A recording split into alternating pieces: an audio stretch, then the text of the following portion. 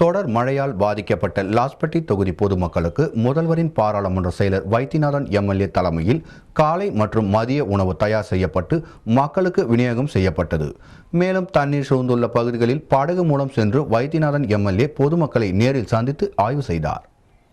புதுவையில் கடந்த ஒரு வார காலமாக பெய்து வரும் தொடர் மழை காரணமாக மக்களின் இயல்பு வாழ்க்கை வெகுவாக பாதிக்கப்பட்டுள்ளது.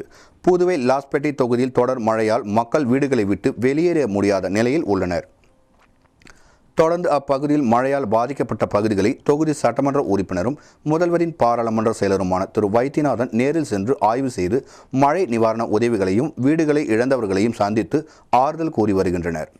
இந்நிலையில் லாஸ்பட்டி தொகுதிக்குட்பட்ட ஜீவானந்தபுரம், ஓடைப்பகுதி, சலவையாளர் நகர், சேத்திலால் நகர், ஜீவானந்தம் நகர், குறிஞ்சி நகர், மடுபேட் ஆகிய பகுதிகளில் உணவு விநியோகத்தை தொடங்கினார்.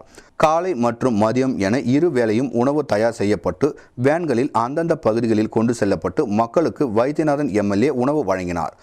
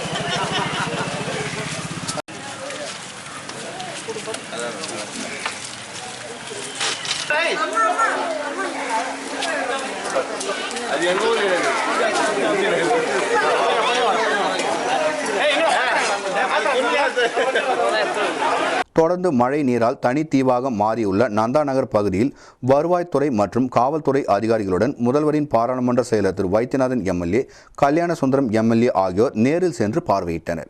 அப்போது அங்கு தண்ணீர் சூழ்ந்து செல்ல முடியாத நிலை காணப்பட்டதால் வருவாய்த்துறையினர் ஏற்பாடு செய்திருந்த படகு மூலம் சென்று குடியிருப்பு வாசிகளை நேரில் சந்தித்து அவர்களுக்கு தேவைப்படும் உதவிகள் குறித்து கேட்டறிந்தனர்.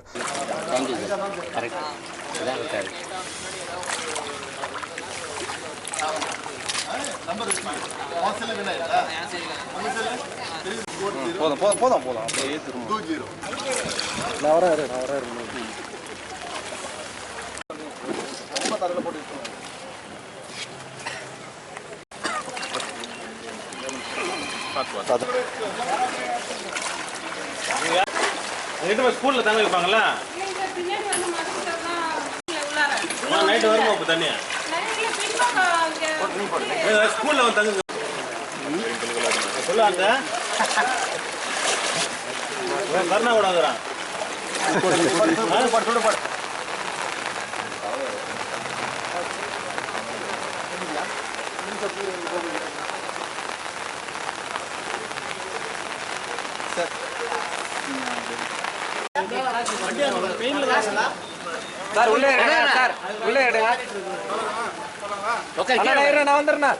மேலும் அங்கிருந்து வெளியேற முடியாத நிலையில் இருந்த பொதுமக்களுக்கு படகு மூலம் கொண்டு வரப்பட்டனர்.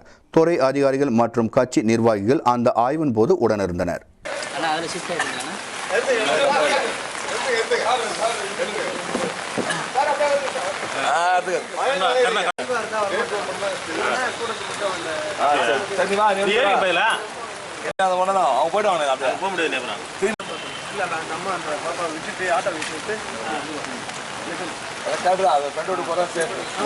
அவங்களும் போயிடலாம். எம்எல்ஏ சிரிக்கிறது